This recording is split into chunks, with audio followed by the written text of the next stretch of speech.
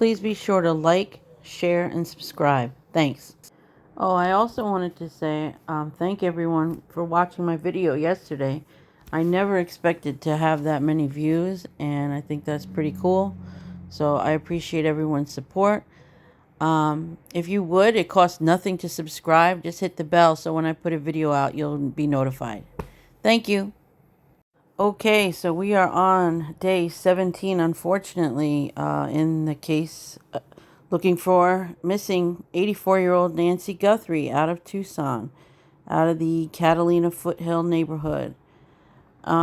Today we've had a lot of developments, so I've been just searching and gathering information and watching footage. Want to give a shout out to JLR Investigates because he works really hard videotaping every day, sitting outside the house and bringing us what's going on with law enforcement. So I did get some footage from him and I chopped it up and I'm going to share what he had going. If you haven't, check out JLR Investigates. Great channel.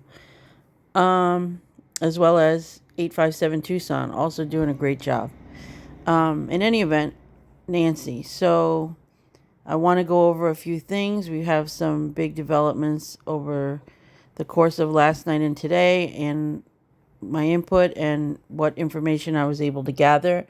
Might get a little bit lengthy, but try to stick with me. I really do appreciate it. Okay, so as far as Kayla Day, she was actually picked up. I didn't know that when I made my video yesterday, but she was picked up. According to her booking number, looks like she was picked up on Valentine's Day. So that would have been the night of the raid, which is interesting because I kept saying, and I don't remember if I said it on my video, but I've been talking to some people and I said there was a woman, when they said they detained 3 people, there was a woman that got out of that Land Rover.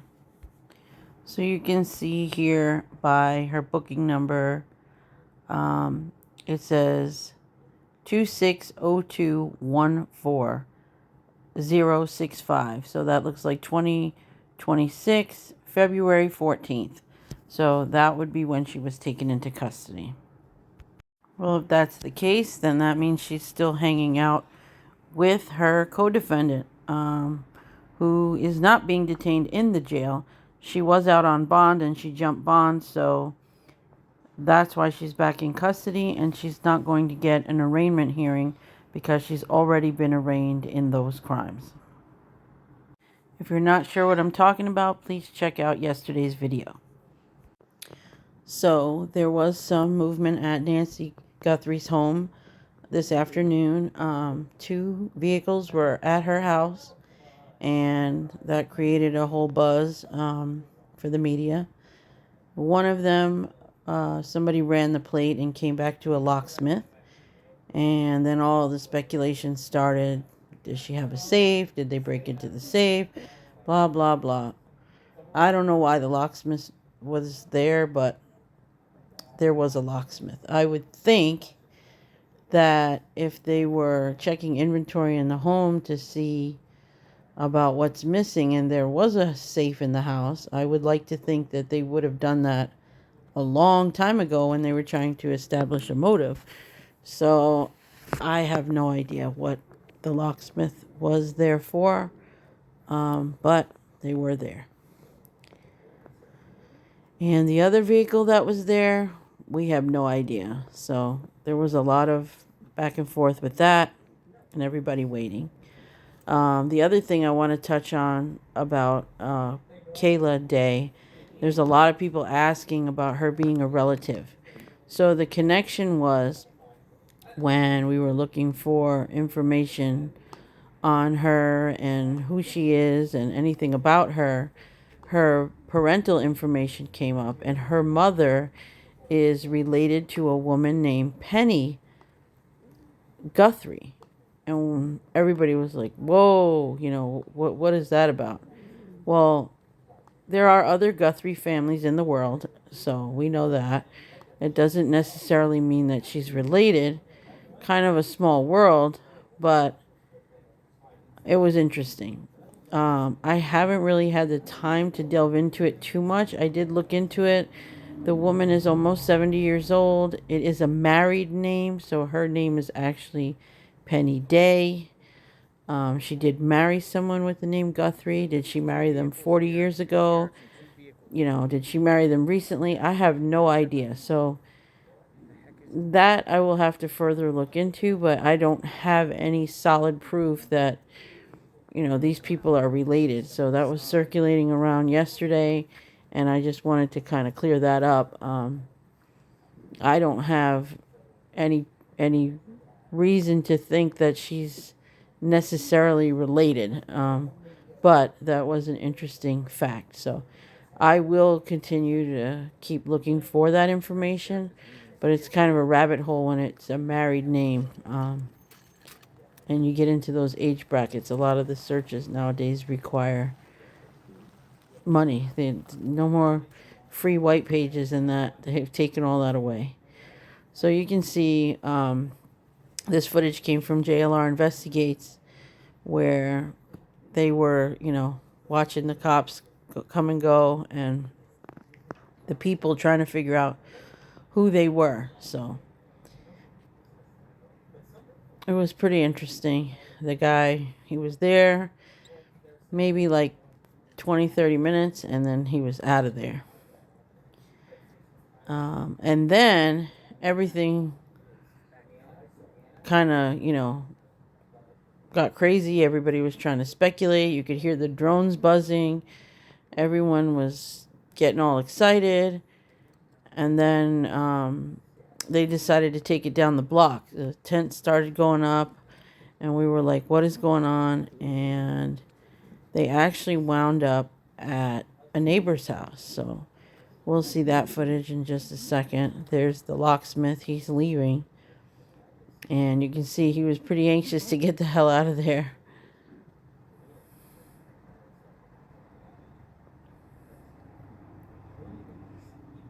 I imagine none of these people that come to the house are real excited knowing how much media exposure this case is getting. It is good to see that they're continuing to go into the house and look for things. Maybe another tip. Maybe, they got some other information. They went back to check. Then this female officer who's been there more than once, she came by and grabbed Nancy's mail. This was some of the drone footage of the gentleman. They came from the inside of the house and went into, that's the service door for the garage. So I'm wondering if this guy was just changing locks, perhaps, on the property, just in case somebody had a key, or who knows. Probably not a bad idea. I think that's probably the most likely reason he was there, probably changing out some locks. And there's the neighbor's house. So you can see that they are up on a ladder. That house belongs to a mineralogist. He studies gems and rocks, and they were all up on the ladder getting his camera. And everybody was saying, do they have a warrant? Did it, I don't know if they have I'm sure if they have one, it's there. They would have put it on the door, or maybe they spoke to these people previously and were given the okay. I'm sure law enforcement's not going around just stealing people's cameras without them knowing. So kind of silly, but they did take that camera down. It's kind of a floodlight camera, and this is the neighbor that lives one house down the hill from Nancy. And I had put out a map yesterday that if this person, Luke, is our suspect, the way he would have gone home, which would have been up first to avoid any cameras, they may be now checking that out, because they were also knocking on doors in that area looking for video camera footage. So I found that interesting that they're looking for video footage in that region, and then they came back for this camera.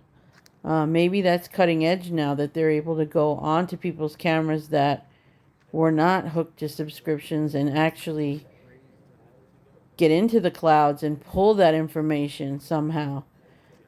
Some people are really upset about it for privacy reasons, but I mean, in the event of an emergency or something horrific, it's a good tool to be able to do. Hopefully they can use it in other cases. JLR was saying that when he was there the other day that this guy had lots of boxes. There's the camera that they Tell a bit took. of water moisture in it. But look at this. Yes, they were moving boxes out of that home. But again, that guy, that's what he does for a living. He's a teacher. I think he does speeches and teaches about gems and rocks and whatever. So not really suspicious that he loaded his car up with a bunch of boxes of probably aggregate specimens and stuff like that. Then they were saying, oh, maybe the robbers went to the wrong house. Well, I don't know too many people that rob your house with a backpack full where they can't put anything in. So we'll see what that camera shows. The next thing that came was this car. This was the car that was parked in the courtyard at Luke Daly's house. Our person of interest that was detained on the 13th into the 14th. So that car was towed, but not by police. A flatbed tow truck came to the house yesterday afternoon and picked that car up. Some people said it was insurance. Some people said it was actually the girlfriend's car. So that's all speculation. I have nothing to back any of that up with.